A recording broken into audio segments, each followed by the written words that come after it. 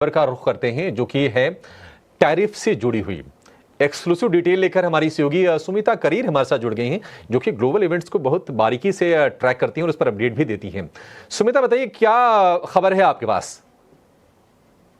जी, जब United states के trade officials India आए थे दोनों के बायलैटरल ट्रेड एग्रीमेंट के बारे में डिस्कस करने और ट्रेड रिलेशंस को डिस्कस करने लास्ट वीक, तब स्टेक होल्डर्स जो थे उनके साथ एक कंसल्टेशन हुआ था, जिसमें इंडिया का जो व्यू था वो ये था कि बाकी जोग्राफीज को चाहे इंडिया टैरिफ घटाए या बढ़ाए उसका बेनिफिट नहीं होना चाहिए। उसके अलावा स्टेक सोर्सेज ये भी बता रहे हैं कि यूनाइटेड स्टेट्स की जो साइड है वो ये देख रही है कि ट्रेड इम्बैलेंस जो है, जो इंडिया यूएस के बारे में बोला जाता है, उसको कम कैसे किया जाए। However the Indian side is held the view कि इंपोर्ट और एक्सपोर्ट जो इंडिया और यूएस के बीच में है वो कॉम्प्लीमेंटरी है। और यूएस का जो ये कंसर्न है कि ट्रेड इम्बैलेंस को, अलेज्ड ट्रेड इम्बैलेंस को कैसे रिस्टोर किया जाए, well India could look at a couple of things is what sources are suggesting. Number one, India could look at buying more crude oil from the United States. उसके अलावा nuclear energy collaboration और cooperation हो सकता है, और complementarity इन pharma को भी देखा जा सकता है।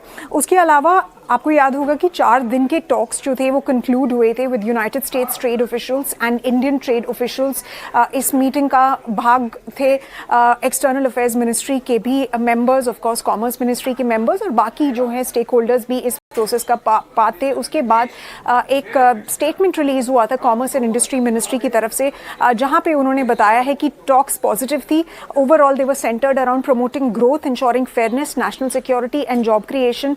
उन्होंने ये भी बोला अपनी स्टेटमेंट में कि इस मीट में डिसाइड किया गया था कि first tranche of the bilateral trade agreement should conclude by the fall of 2025। उसके बाद उन्होंने बोला कि इसके आगे अब सेक्टोरल लेवल एक्सपर्ट नेगोशिएशंस होंगे इस बायलैटरल ट्रेड एग्रीमेंट को लेके। बिकॉज आपको याद होगा जब प्रधानमंत्री मोदी यूनाइटेड स्टेट्स में गए थे तब वहां पे एक अंडरस्टैंडिंग अराइव हुई थी यूएस साइड के साथ कि दोनों साइड का जो ट्रेड है उसको लेके जाना है $500 बिलियन तक 2030 तक।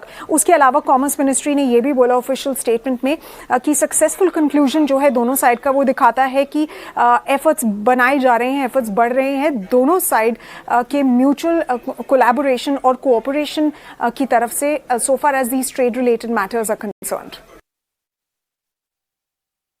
शुक्रिया पूरी डिटेल्स के साथ हमारे साथ जुड़ने के लिए। काफ़ी कुछ जियोपॉलिटिकल फ्रंट पर हुआ है, होने वाला है। कल डोनाल्ड ट्रंप की कमेंट्री निकल कर आएगी तो उस पर भी सबकी नज़र रहेगी। इस पर ईटी नाउ स्वदेश पर विस्तार में चर्चा भी बरकरार रहेगी। लेकिन इक्विटी मार्केट्स पर नज़र डालें तो आज भारी गिरावट, 350 अंकों की गिरावट के साथ 23,160 के आसपास निफ्टी कारोबार करता हुआ। और कुछ इंडिविजुअल स्टॉक्स पर नज़र डालते हैं। Ipca laboratories health care segment का ये स्टॉक करीब 7% की गिरावट के साथ निफ्टी 500 इंडेक्स के टॉप लूजर्स में शामिल।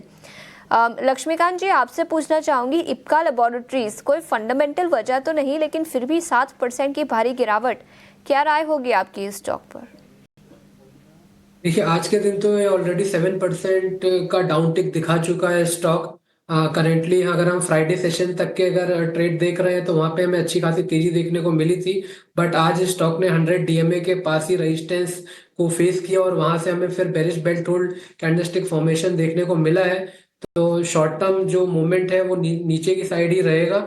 अगर ये 13,370 के लेवल के नीचे फिसलता है देन हमें फर्दर सेलिंग प्रेशर देखने को मिल सकता है, और उस दौरान ये स्टॉक जो इसके प्रीवियस स्विंग लो है जो कि अभी 1,300 के आसपास आ रहे हैं, वहां तक फिर से हमें एक करेक्टिव मूव देखने को मिल सकता है इस स्टॉक में।